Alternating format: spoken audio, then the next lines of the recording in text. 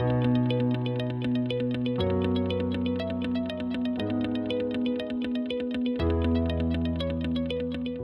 everyone. Loving greetings to each of you from my studio in West Orange, New Jersey, and I truly hope this finds each of you well.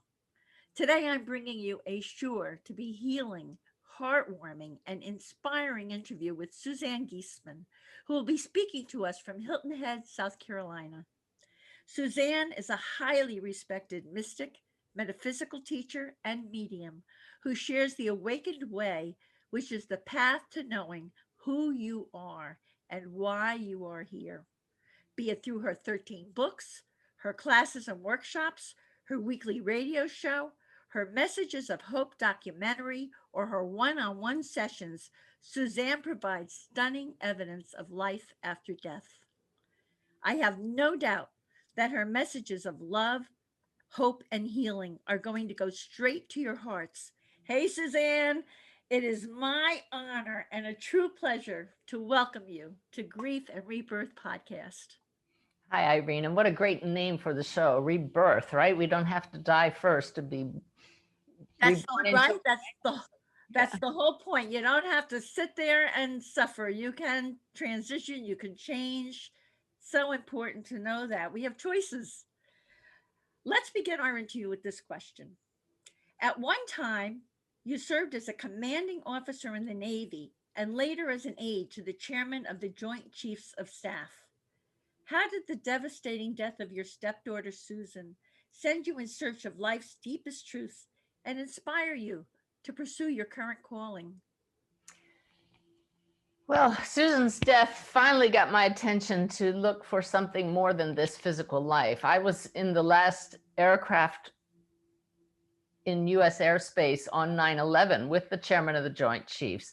And that really got me asking those deep questions at that time, but I didn't find satisfying answers through traditional religion. So I set my seeking aside. And you know, there's a divine plan. And part of my plan is to be doing the work I'm doing now, but I was not. I had no idea I would be one day a spiritual teacher and a medium.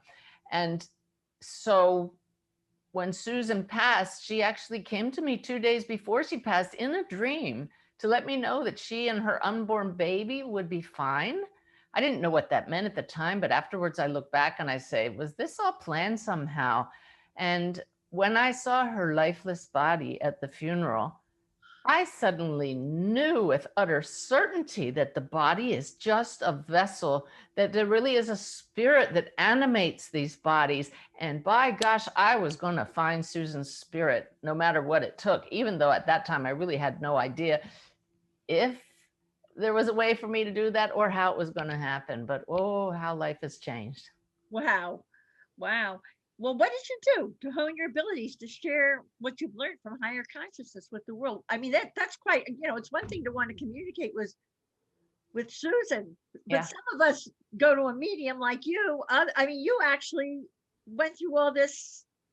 Yes. And Well, that's why I know it's part of a plan, because this was 2006 and meditation was not yet mainstream.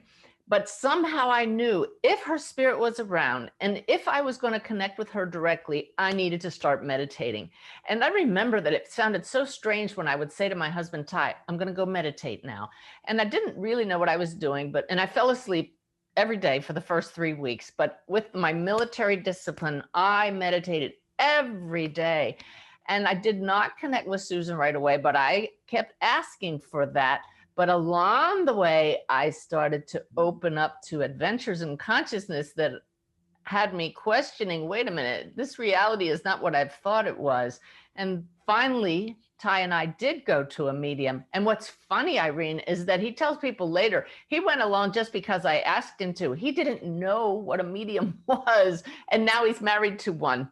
right. That was how we got started. And then the reading with that medium was so mind-blowing. There was no doubt in either of our minds, and my husband's a retired destroyer captain, also very by the book, no doubt that Susan was in that room with us with that medium from the evidence. You know what that's like. Yep. And so I wrote a book. I wrote the autobiography, or no, the biography of a wonderful medium, Anne Gaiman.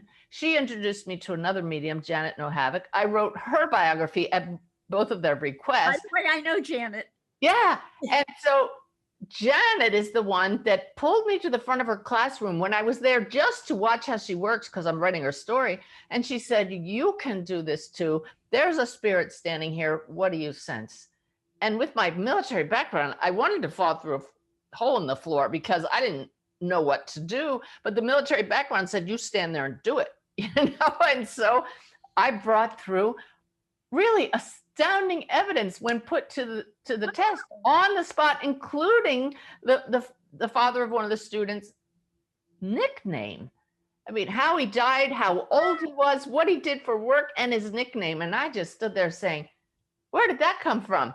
But it came from 2 years of daily meditation, trying to connect with spirit, and having Janet Nohavik say, you tell them what you want them to give you, the spirits, and they'll give it to you. And they do. That's an amazing story. So I think you had the gift all along and you just plugged into it. Well, Irene, I would say I had the calling all along. I teach thousands of people now to connect to spirit, and we all can do it because what we're connecting with is our soul, and we all are souls here and now. So once you learn how to shift your point of view from the human story to the soul and know that it's possible to connect to another soul, that belief opens the door like it did in Janet's class. And if it's your calling, it'll really open up with things like nicknames and such. But if it's not your calling, you can still connect with your loved ones who have passed. That's the beautiful message. That's amazing. That's wonderful. So you communicate.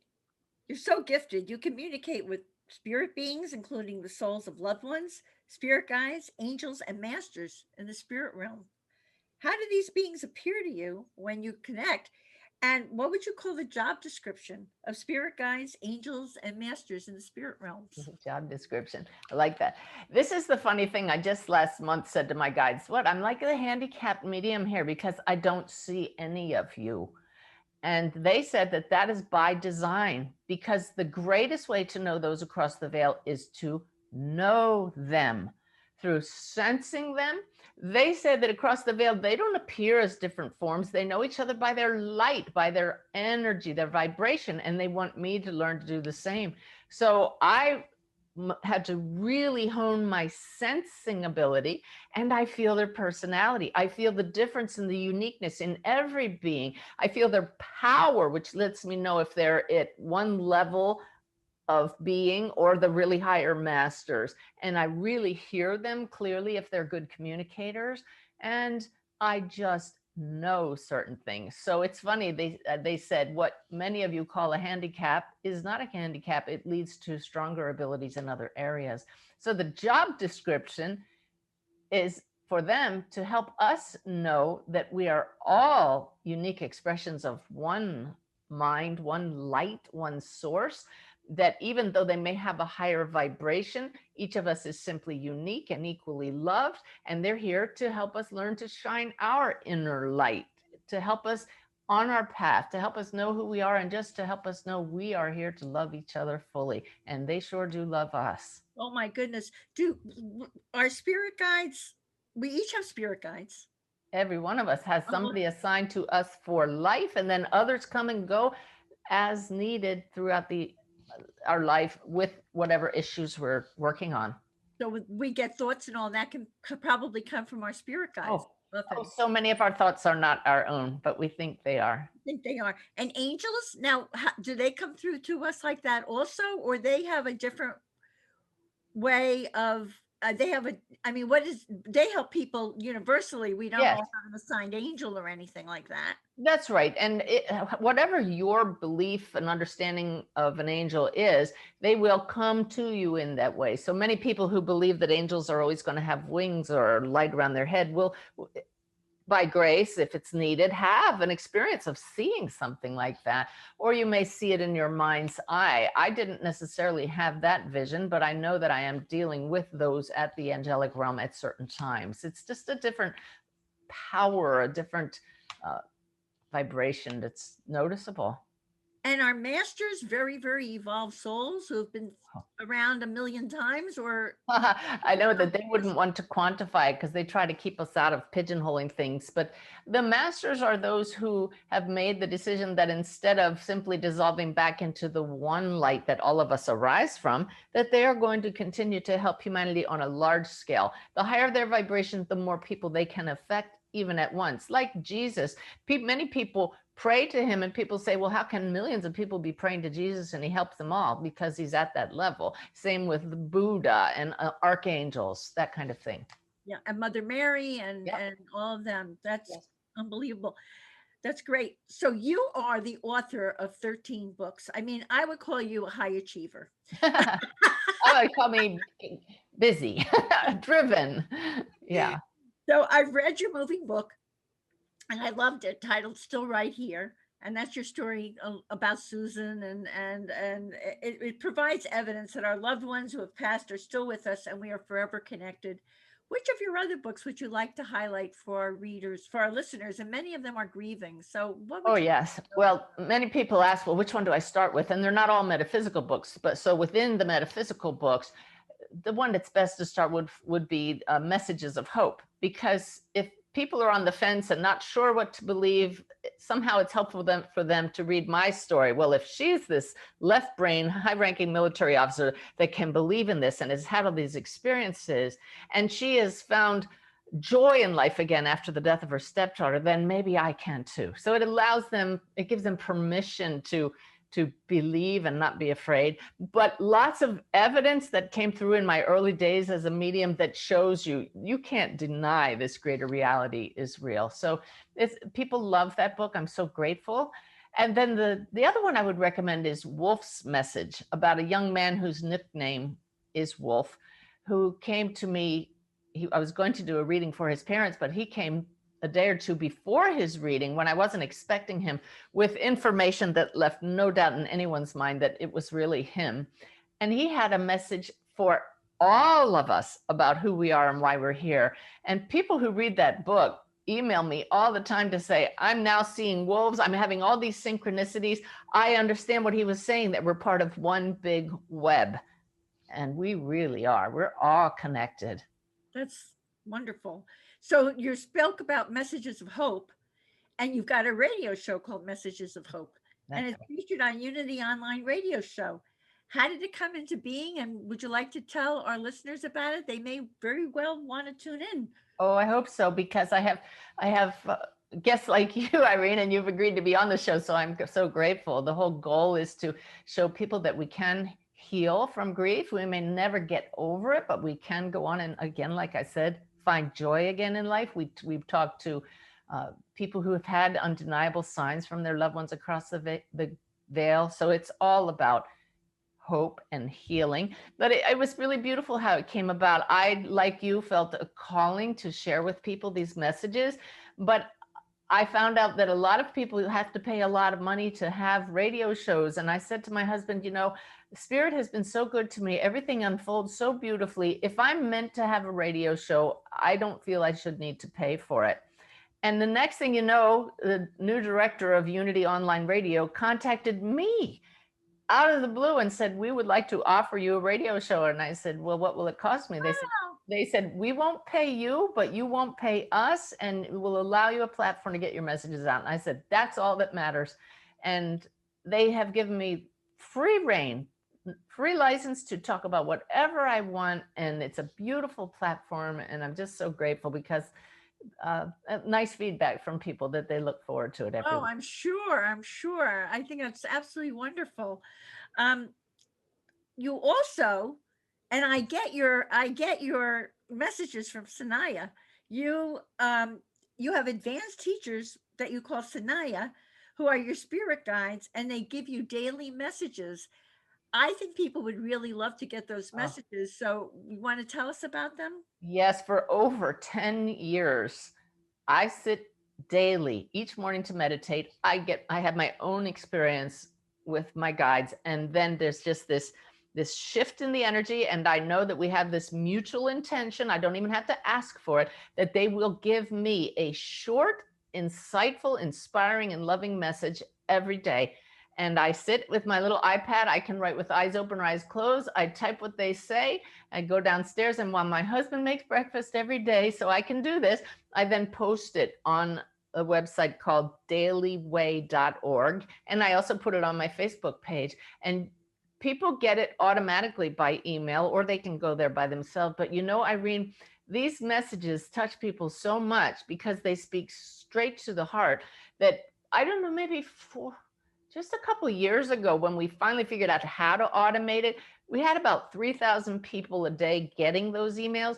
And today, in an era when everybody gets almost too many emails, do you know that today we will reach a milestone of 10,000 daily subscribers to those emails? That speaks to the energy of those messages, to the insights that they have to share. People write back every day and say, this one was for me. I needed to hear that. And the guides know, they know. They know. Yeah. It reminds me a little bit of this podcast, because I get those responses too when people hear Yeah. interviews and they go, oh my God, that person was speaking right to me. I mean, Well, you're a prime example of one thing, a quote from Sanaya, the guides, that you, Irene, when your heart's in the right place, things fall into place.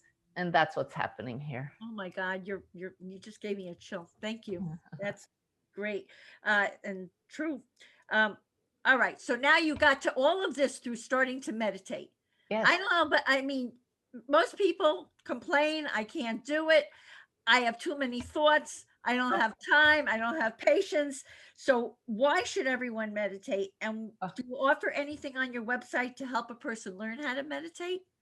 Oh my gosh, do I? But the answer to that first question is so simple and so short. It's like the milk commercial, but I'll paraphrase.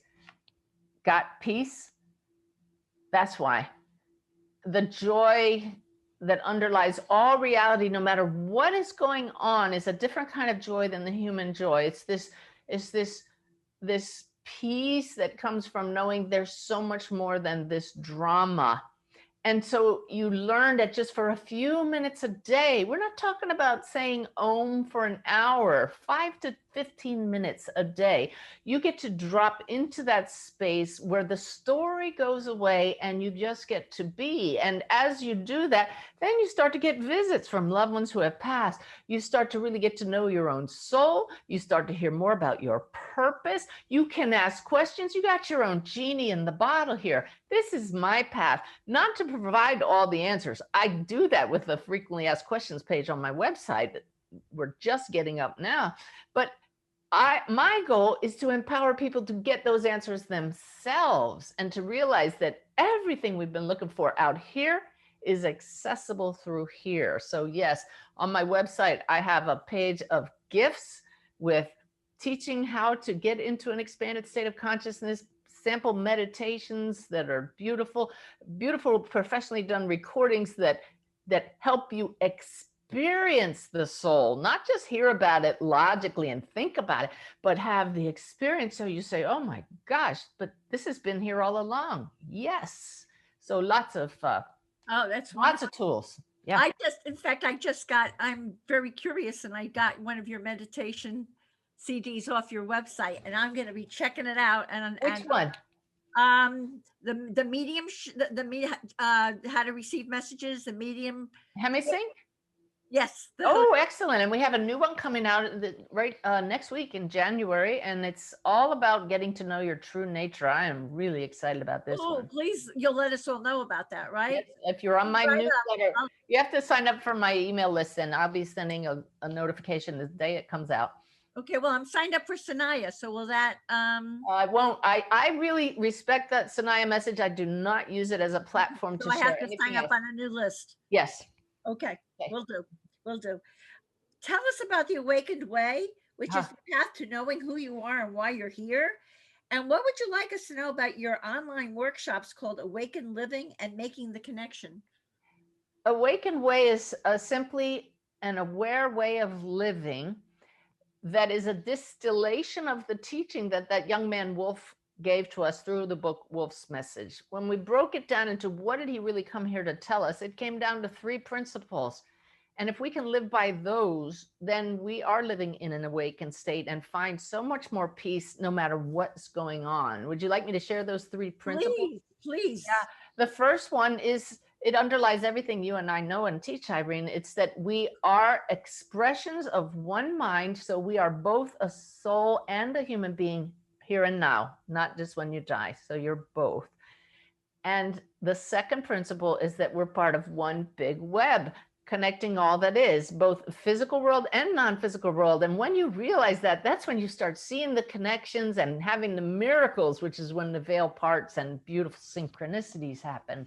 And the third principle of living the awakened way is realizing that we find our way to peace and love and joy and home with a capital H, which is heaven right here on earth, through the heart, our sensing, knowing, connecting space, which is a completely different way than simply always living logically, analytically in the head, which is how I lived the first Yeah, time. you're the perfect example for that. Yes, and it doesn't mean we stop thinking and reasoning, but we find that perfect balance, which is also part of living awakened way. It's okay to be fully human, to dive in. I let out some sailor words sometimes, and I look at my husband, I go, oh yeah, I'm some spiritual teacher, huh? And we laugh. And I know that the human side of the dial is dialed up. But then from the daily meditative practice, I can quickly just turn it back to spirit side and just find the peace and balance again. So it's a beautiful way to live without really rules. You're just tuning into the heart all the time. Well, you know, it's you're allowed to be human, Suzanne. That's exactly right. That's Completely exactly relate to that part about sometimes those words and all that, but you Oh, yeah. also you're conscious of a whole different reality, which is Well, that's why we came here. We'll have, we have eternity to be the souls that we are. You asked the question about my workshops, and we talked about it earlier. We can all learn to connect to our loved ones who have passed, connect better to our guides, become more aware of them, get on the fly guidance to challenges. And so I have several online on-demand workshops on my website. One of them is free. It's called Awaken Living, and that's on the gifts page. If you like my teaching style, then I have some other ones that are very professionally done and people just love them. I'm so grateful to be able to share what I've learned with others and empower all of you to do this yourself. a true loving plug for you is that I know quite a few people who have taken your classes and you are adored and they think you're wonderful. So I'm passing that along to all of our listeners. Well, I adore this community. I really do, because I know that I try my best to exude the love that Spirit World gives to all of us. And if that can help to bring that out in everybody, what a blessing. And I truly have learned to see the soul in everyone. And I love everyone. And it's such a beautiful way to live. Wonderful way. And I'm, as you know, I'm totally in sync with what you're doing also. Yes. Be loving and kind to everyone and all of that. I know you've got about 10 trillion inspiring stories for us.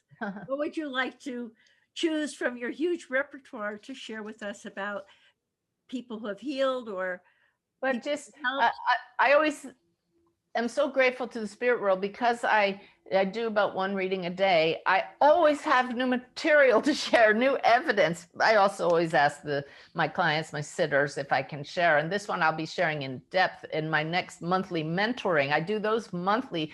All the latest teaching in the last month from the guides comes out in the monthly mentoring webinars that are open to everyone. So this one I'll share at length, but quickly, I had a lesson from my mediumship guide in trusting spirit. In the past, I used to let my scheduling assistant for readings tell me if the sitter was adamant, I want to hear from a child, she would at least tell me that much. And then I would go into the reading and try to sense that child, no matter who else shows up, try. And my guide showed up literally in my mind's eye with a clipboard. I couldn't see her, but I see that clipboard. She was a teacher, and it's like, there's a lesson here for you.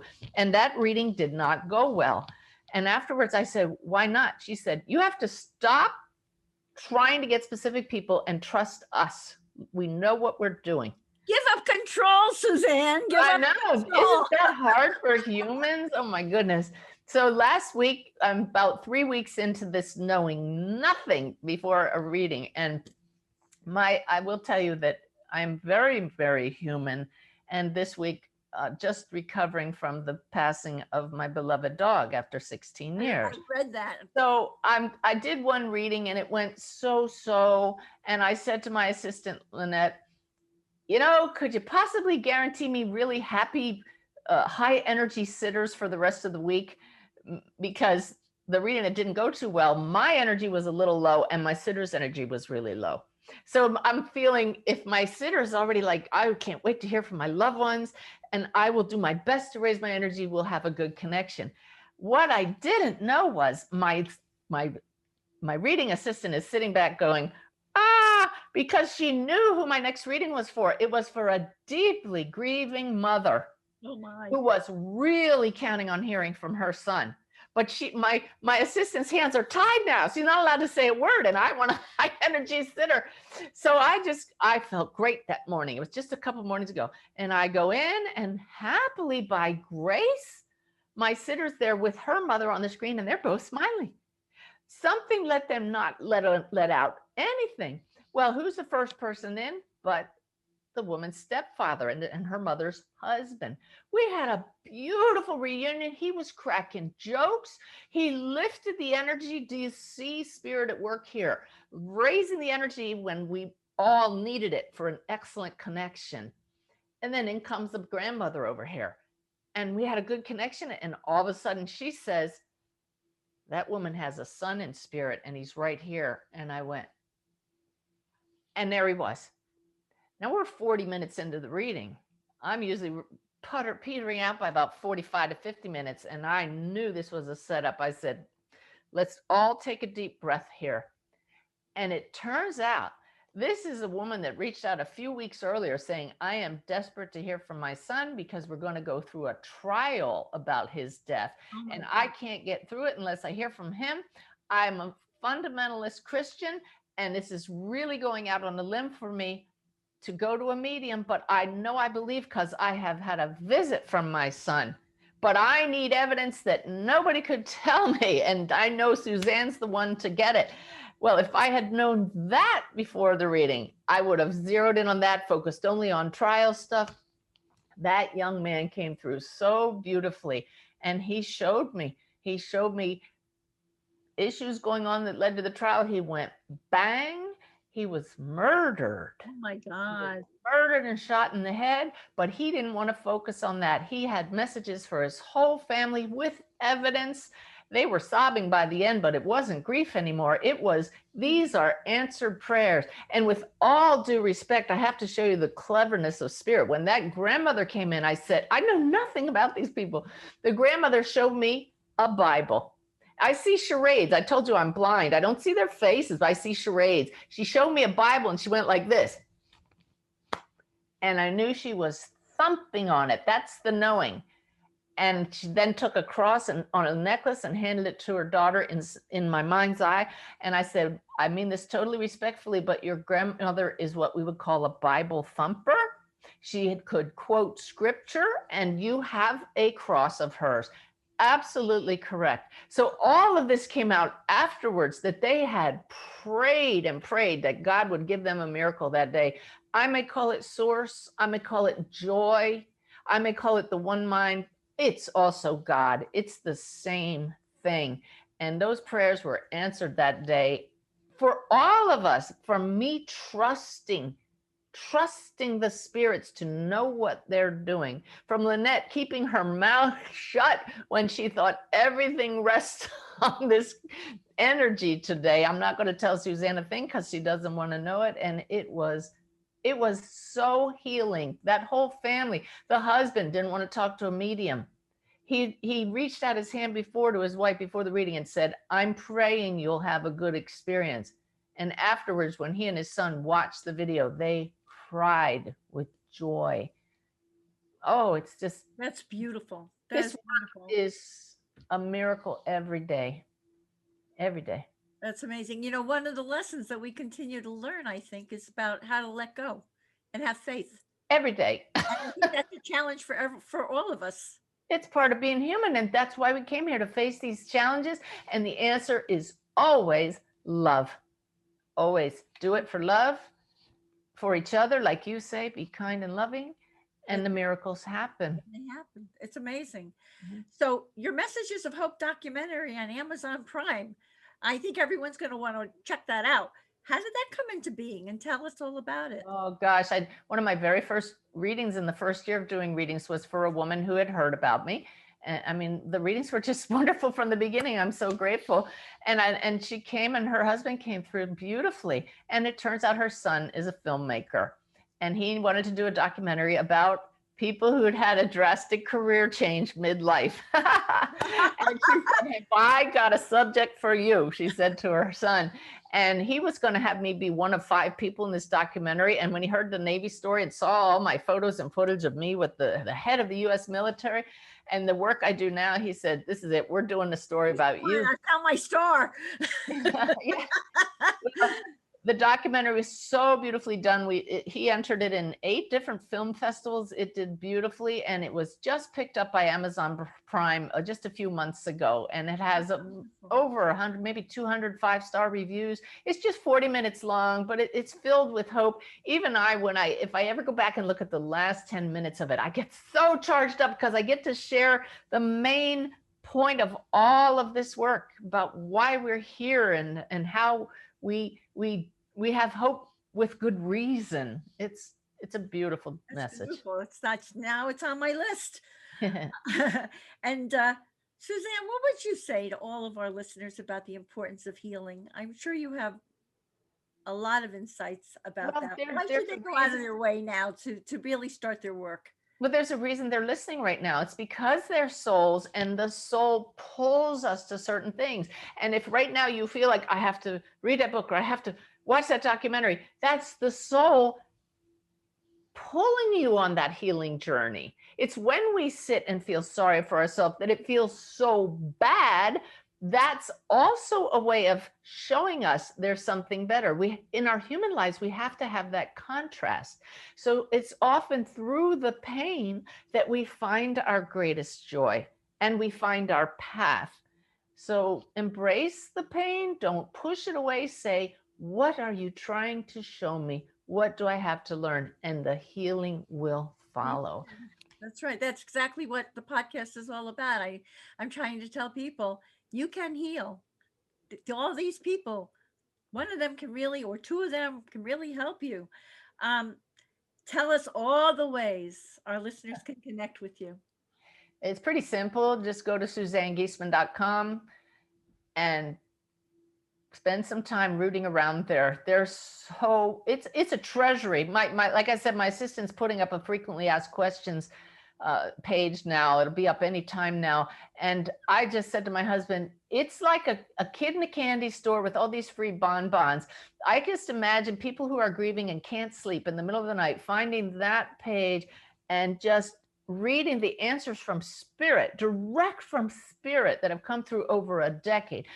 Thousands and thousands of messages from spirit at dailyway.org, which is one page within the SuzanneGiesemann.com site. Dozens of videos on my YouTube channel, all of it aimed at empowering you to find your own healing. That's beautiful and so true. And for everyone who's wondering, I'm going to spell your last name. It's Giesemann, right? Yes, ma'am. I think Google's smart enough that if they transpose a letter or two, it'll still get you there. I always remember I before E, except after C, and all that. G-I-E. Okay. And what is your tip for finding joy in life, Suzanne? And I'm saying this as I look behind you and I know I'm laughing because I call God joy. And so my tip for finding joy is asking for help and connecting with others.